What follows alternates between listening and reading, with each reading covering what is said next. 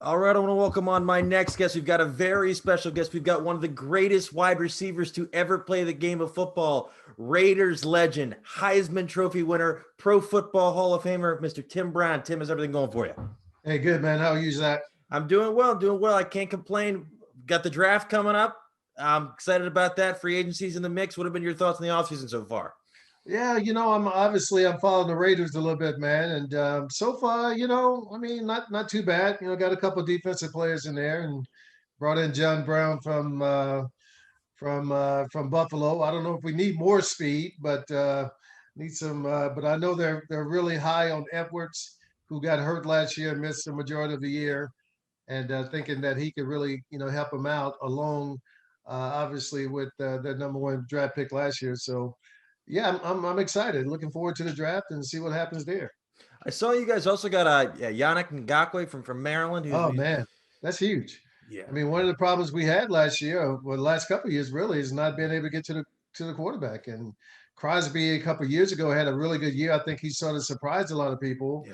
But last year they had his numbers, seemed like. So no, I mean, having this guy, man, is just going to be, a real threat coming off the side. I mean, that's got to make a couple plays a different game in the game. So I'm looking forward to seeing it. In hindsight, do you think they regret trading Khalil Mack? I don't think so. I always think the team that gives up the draft picks is the one that loses on those deals. I think Khalil has played good football with Chicago, but I don't think been the dominant factor he was when he was with the Raiders. So it's a funny thing that happens when people get that money, right? Yeah. I mean, either they keep going here or some of them level off a little bit. And Khalil is playing at a high level for sure, but for three players, and I don't think any player in the league is worth three players. No. And then I wanted to ask you, so was Darren Waller's had a fantastic year. I think I saw, did he get your record for the single season? He did. He passed the reception record. Yes, not the yardage, obviously, but he did get the reception record. Did you ever see this from his game? Did you expect this when he signed with the team, or has he outperformed all your expectations? Oh well, no, you knew nothing about him, right? I mean, it was a kid who looked athletic, but you didn't know he was a real football player for sure. And but one conversation with Gruden, and you would have known that this kid who nobody has seen on the football field is about to tear the NFL up, and he was certainly right about that. And then I wanted to ask you, so they also brought in Kenyan Drake to Yeah. maybe kind of a dual backfield with Josh Jacobs. What was your thought on that signing? Look, I mean, when you look at the last couple of games of the year, they had Josh Jacobs in some passing situations, receiving situations, and he just didn't. It didn't go well. Real easy balls to catch. He just wasn't making those catches. And the one thing you know about Kenyan Drake, he is a great route runner out the backfield. And so I see him like the Charlie Garner of the day back when we were playing. A guy is going to make a great move, and when the ball gets close, he's going to make the catch. Yeah. And then my one last current Raiders question for you is Derek Carr the guy, or do you think they're still looking? I mean, Derek has to be the guy, right? I mean, he's played solid football for the Raiders. I think that there's room uh, for Mariota to get a couple plays a game or whatever in special situations. I think he showed in the one game he played last year that he has some dynamic abilities about himself. I mean, maybe some things they don't want to do with Carr, they can certainly do with him. And you got to be careful with that because you never want to get a quarterback out of rhythm and all that. So, but I think it's going to be interesting to see how Gruden, the fact that he was able to talk Mariota into staying Yeah. when he could have very easily let this contract expire, whatever, and put the Raiders in a tough spot. Yeah. I think is leads me to believe that he must have told him, I got 5 plays a game for you, 10 plays a game for you, or something. When are they going to unleash Peterman? I've been waiting 2 years.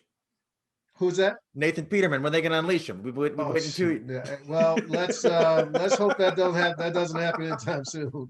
If he can fix Peterman, the league's on notice. Right. Yeah. And then I want to ask you a little bit about your career a little bit. How did you end up at Notre Dame? Man, look, my parents, man, during that time, 83. They were looking for a school that was talking education and not football. I mean, they didn't never in anybody's dreams did they think that I would have a chance to play in NFL. My parents really didn't come to see a lot of my football games, so they really didn't know what kind of football player I was. So the whole thing was, there's no future in football. You got to go to a school with the best education. And during that time, also the Southwest Conference, man, they were slinging that money around, bro. They were doing a lot of stuff. And credit to my parents, man, they just weren't going for it. The more people talked about that stuff, the more they wanted to shine them away. So it really came down to Notre Dame uh, and Iowa, really, because they were the only two at that time. Iowa, they had Chuck Long, the quarterback, and a couple other receivers from Dallas. So I went to visit there, but really, I said between Iowa and Notre Dame, but really it was Notre Dame or Notre Dame at that particular point. So Interesting. And I saw some old article. You told a story. Apparently, Lou Holtz wasn't that good at punt returning. yeah, I mean that's one of those hilarious stories, man. I was having a bad day catching punts, and he was very frustrated because he was trying to do a punt return right in the middle of practice, and I was holding up practice, so he got mad. I dropped two, and he got mad, and he talking and cursing and talking and cursing. Let me get back here and show you how to. And I was standing, 5 yards away from him, and you hear clear as day that his finger break. Just tried to catch the ball, like pop, it just so. We tried not to laugh, but once they got him off the field, I can't tell you that we didn't laugh. That's for sure. It's unbelievable. Was there an adjustment period for you until you kind of just getting into the college game, or was it pretty easy for you? It was a big adjustment, man. My high school football team, my 3 years on varsity, we were 4-25-1, my 3 years on varsity. So, playing big time football was not something that I was accustomed to. Had a hard time adjusting early in my freshman year. But after that, I got comfortable with the game and know what I can do, and was happy with the way things were going into my junior year. And they fired Jerry Fouts and brought in Lou Holtz, man, and things just changed, man. He looked at me differently as a somebody that could be a game breaker, and I knew I had the ability to make people miss, and I was faster than most people I played against. But some of the things he was saying was sort of hard to digest because it was on a totally different level. And so that '87 season, did you obviously you're having a great year. When did the possibility of a wide receiver winning the Heisman Trophy actually come into fruition? Yeah, I don't. I think my second game we played Michigan State, and I have the two punt returns back to back. And at that time, yeah, everybody pretty much said, well, I'm the front runner at that point. And I pretty much played pretty solid the rest of the year. No one after that game, nobody would kick me the ball anymore. So it was hard to return punts or kicks. But I guess because I affected the defenses so much and special teams, because I only had like 7 touchdowns that year. I think I only had 40 some receptions or something like that. Maybe even not that much. So it was tough, right? It was tough. I didn't think that it was possible, to be honest with you. But when you look at all the other guys around the country, nobody was really doing extremely well except my guy out of Syracuse. Uh, I'm drawing a blank on his name. The quarterback for Syracuse, Donnie McPherson. Oh, McPherson. I was saying And McNabb. so Donnie really played well the last 2 or 3 games of the year. And everybody thought, I think they went 12-1, 11-1, or something like that.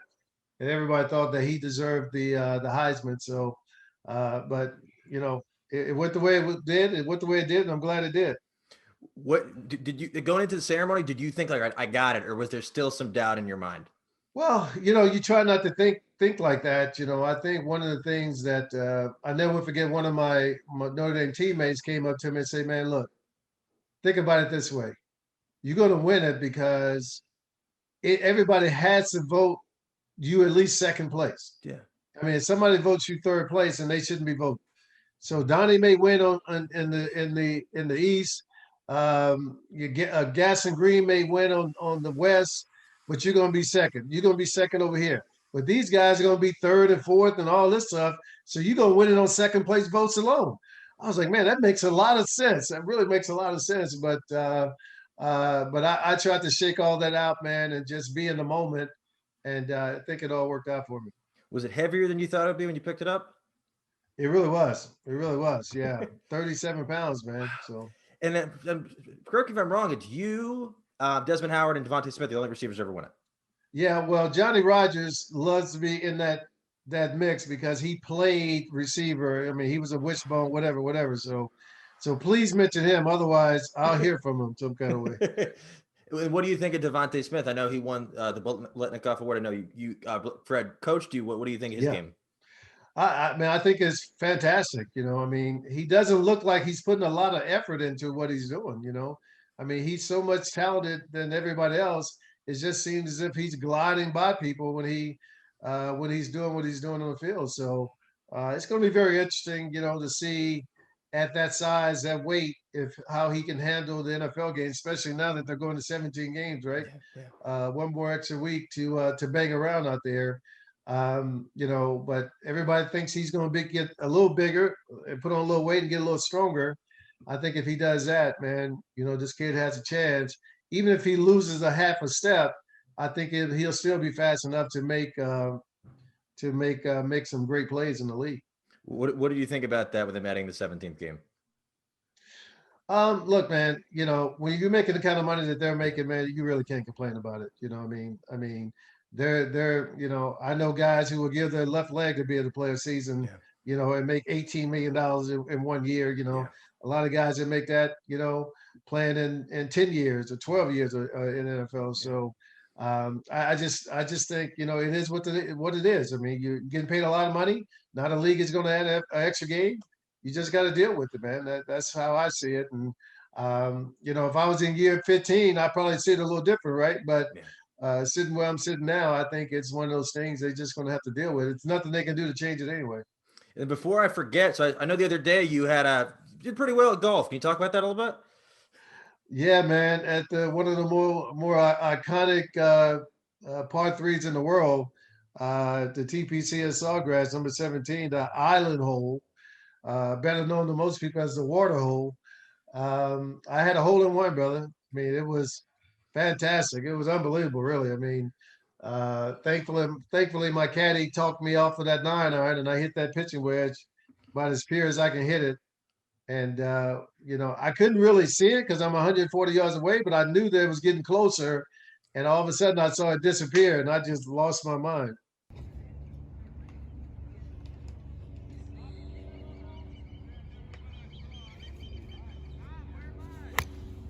Uh-oh.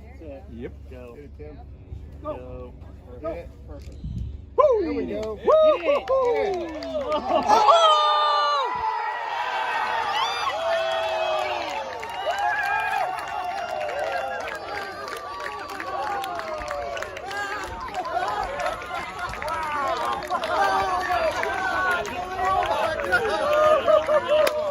That's awesome. That's awesome. Did you keep the ball? Yes. All right, good. You got to put it right. I see it up there. You get the bus. Right, the exactly. Put it right there. Put it right up there. Exactly. And so I have a question. So what was your draft process like? You know, the Raiders were looking at you?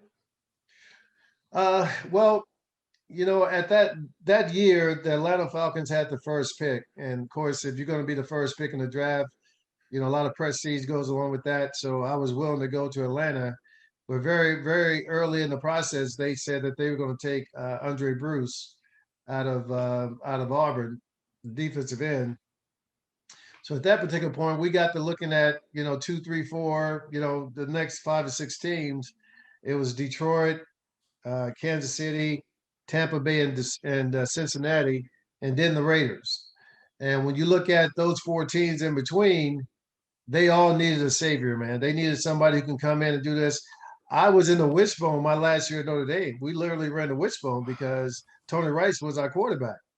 And so trying to go from that to being a starting receiver in NFL, I thought would have been a little much. So I honestly told that to my agent and told him I need to get to a team that, you know, I don't have to play day one. And I told him returning punts and kicks, I can do that, with my eyes closed. But playing this receiver position, I'm gonna have to learn some things. So, man, I don't know what my agent told those 4 teams. But I think he may have told them that I had a relative to die in the city, and I would be, I don't know what he told them, but some kind of way he got all 4 of those teams to pass.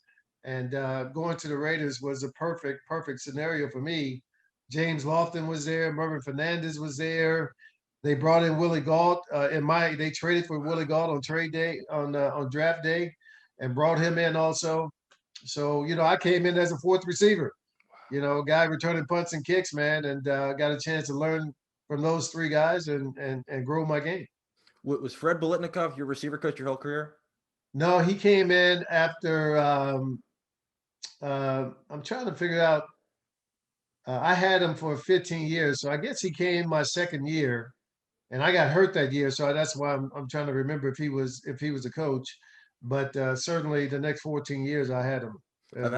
I've had him on. He's awesome. I was going to ask if he ever tried to get you to stick him, or you said I'm not doing. No, we joke with him so much about that. He used to get mad at us. I can catch a ball without sticking. Yeah, prove it.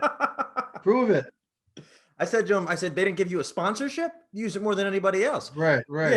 That's unbelievable. Was there an adjustment process getting into the league, or was it, you said you got Willie Gault, you got James Lofton? Was it pretty ezy for you to kind of get settled? Well, it wasn't. The first time I touched the ball in the league, right, I returned the kick for a touchdown. So, so I got that out the right way. Nobody could say I never returned a kick before, because I done it the first play I ever touched the ball. So learning the receiver position, man, it took some time. I mean, what I thought I knew and what Lofton and those guys were showing me was something I had no clue about. So, but thankfully, I had a couple years with James before they let him go, and I had another year or so with Mervin Fernandez before they let him go, and then me and Gault started for a couple years before they let him go. So that time, man, just made me the best receiver I could be. And now I had to put my own little spin on it and go do my thing, Did you ever beat Willie in a race? Absolutely not. I mean, Willie Gault was so fast. He reminded you of that cartoon character when they're running they're running so fast and just the feet are just moving like that. Yeah, he's unbelievable. A question: what was that rivalry with the not with the Raiders, but the Broncos like? Man, during that time it was pretty intense, no doubt about it. With John Elway and everything that he was doing with the team, at the quarterback position, you always felt like if you can beat John Elway, you got a chance of beating anybody in the league. I mean, that's how much respect we had for him. Even when they had bad teams, he was still capable of picking you apart and winning games. So, it was always a pretty good rivalry, no doubt. Who is the toughest corner for you to match up with? Going up against Dale Carter and James Hasty twice a year, man, and us knowing each other so well, knowing our moves, knowing how they were going to jam me, they knew what I was going to do. It was hard work, man. It was tough. Everybody else, Aeneas, I only got once every 4 or 5 years. I mean, I think I only played against him maybe twice. Got Dion a couple times, but Dion would never cover me. He would always cover the fast guys and leave me. They would double cover me. Those 2 guys are the guys who if I struggled against anybody, it was those 2 guys. What kind of numbers do you think you'd put up if you were playing in the league today?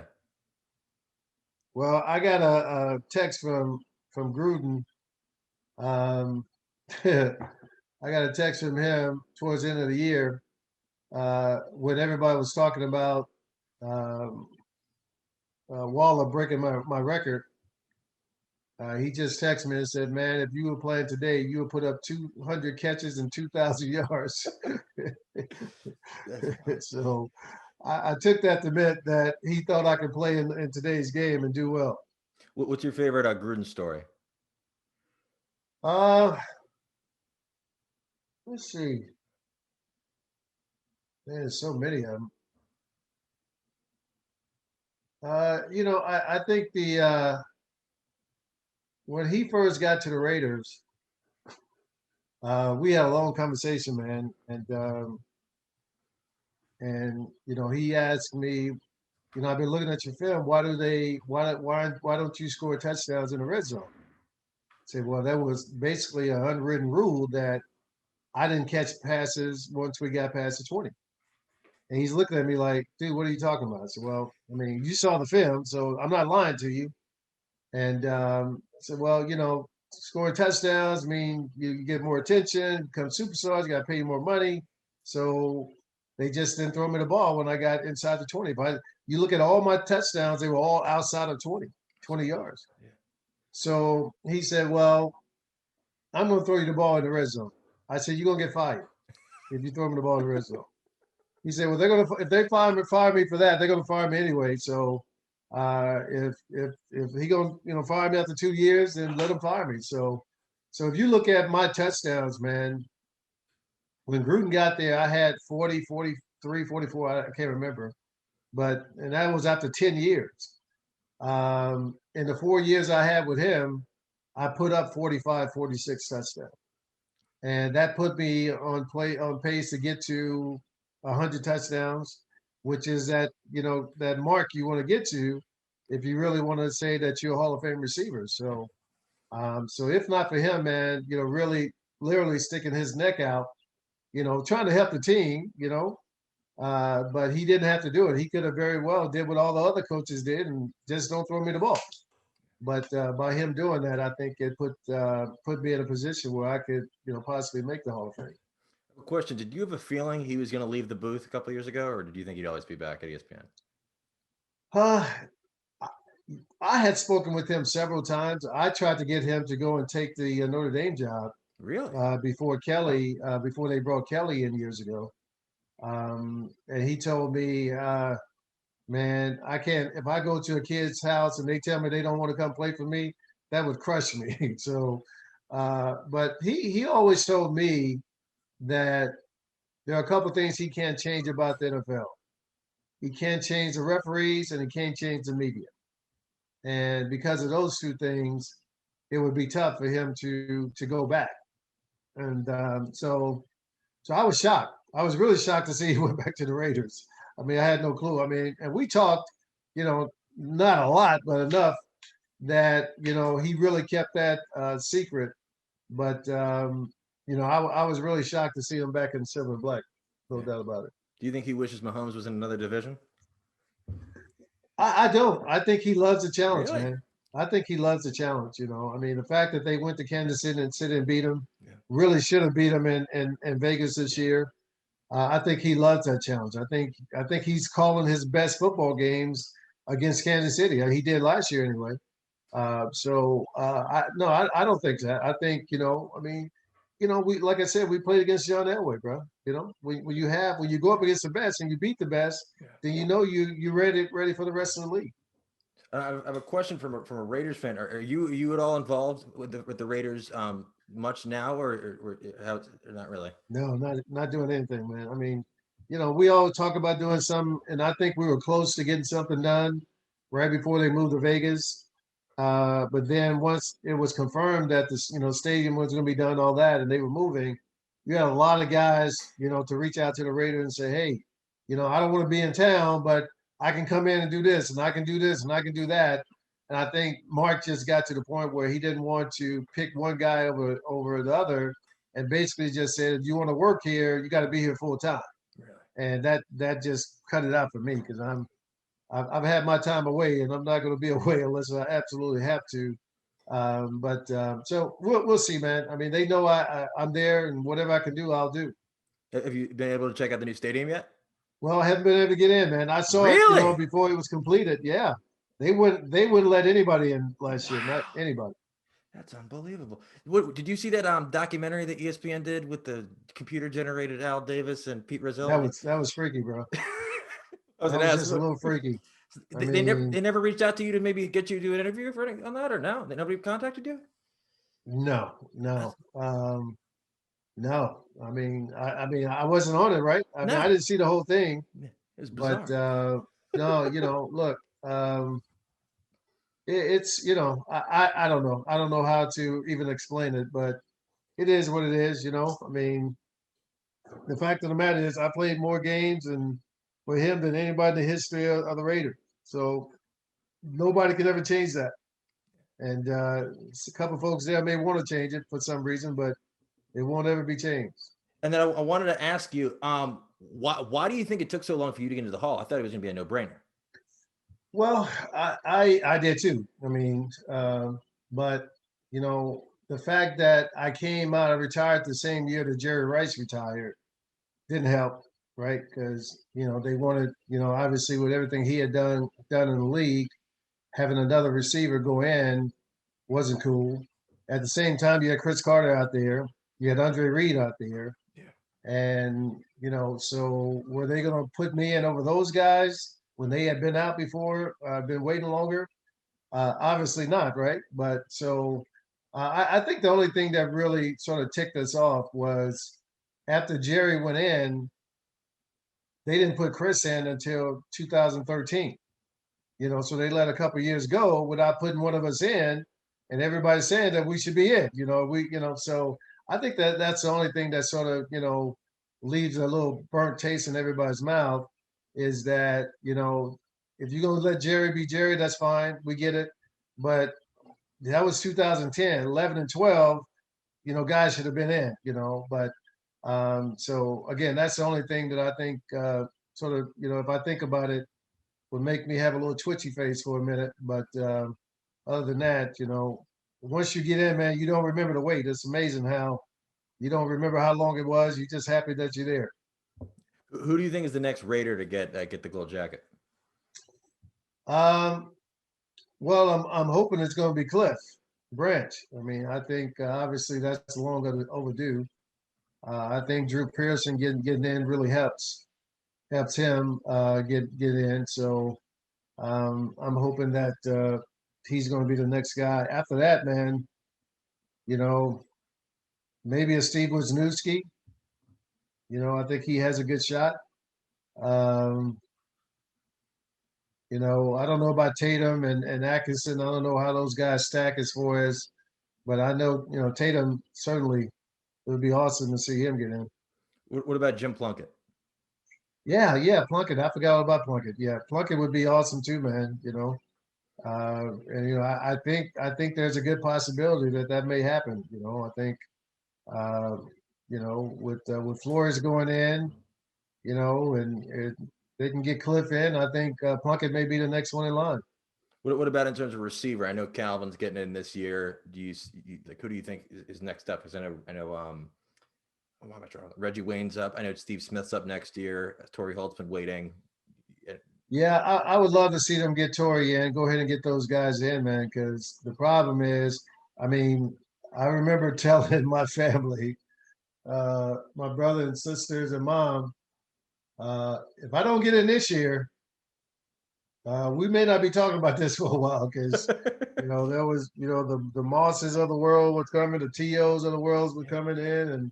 And so just being realistic with yourself, you got to understand, what's out there and what the possibilities are. So, I still believe that the wide receiver position seems to be the toughest position for these voters to get right up off the bat.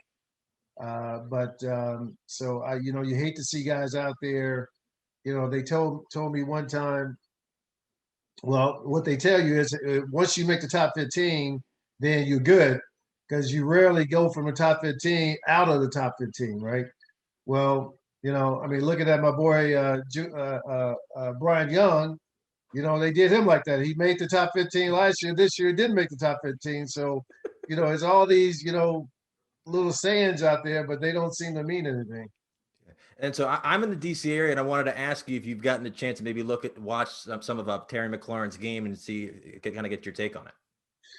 Yeah, Randy Jordan, who's a coach there, with the coach of running backs there. We always talk about certain players that they have on the team, and he was one of the guys that name came up, and I got a chance to watch him this year. Obviously they had a little erratic offense, so it made it pretty tough to really get a good read on him. But he seems to be a playmaker, right? I mean, a guy, when he gets the ball in his hands, he can certainly make things happen, man. So Now I think he had to get himself in more consistent positions to make plays, and obviously you got to have a quarterback in place to do that. I think they brought in Fitzy, right? Yes, sir. Old man Fitz. So slinging that thing around the NFL, I ain't mad at him. He's making that money. Yeah. So hopefully, you think they're going to draft the quarterback? They probably need to draft the quarterback. I mean, they're picking at 19. Apparently, they say they think 4 going to the top 10. So I don't know if you're going to reach at 19, but they already had the RG3 thing that happened 9 years ago, and I don't think they're doing that again. So, and then they also brought in Curtis Samuel. Have you taken a look at him at all, or not? Not too much. That's a kid from San Fran. No, that's Debo. Curtis, he Ohio State. He was kind of like the running back and right receiver. Oh, okay, yeah, Carolina. Yeah. You know, I mean, those kind of guys, man, who have the ability to run with the ball, I just think they're special, you know, especially in today's football because everything is so spread out. I mean, you catch a ball, hit a hole, man, it could be off to the races. So, you know, those kind of guys can be great for an offense. Yeah. And I wanted to ask you, what was it like when you finally did get that call from Canton? Did David Baker knock on your door? What was that like? He did. I was on my way to the bathroom and I told my son to come get the door. And all I hear was Dad, and I peek around and I see this monstrous man standing in the door. And first of all, I was like, well, they told me they were going to call, not come to the door. So I thought he was coming to tell me, hey, man, you know. But then I saw these cameras around, and I was like, he better not be here to tell me no with all these cameras around. So so he starts with his long soliloquy about how great the Hall of Fame is and all that. And at that point, you can barely control yourself, you know. Is that the biggest human being you've ever seen in your entire life? It is the biggest human being I've ever seen in my life, without doubt. When they say you're too big to play football, you're too big to play football. Right. Yeah. Well, that's really all the questions I really have for you. How can people find you on social media and keep up with you and just kind of see everything you're doing? Twitter, I'm 81 Tim Brown, and Facebook, I'm Tim Brown 81. Cool. Any more holes in one coming soon, or man? I'm going to Pebble Beach soon, man. Let's see if we can get it done there.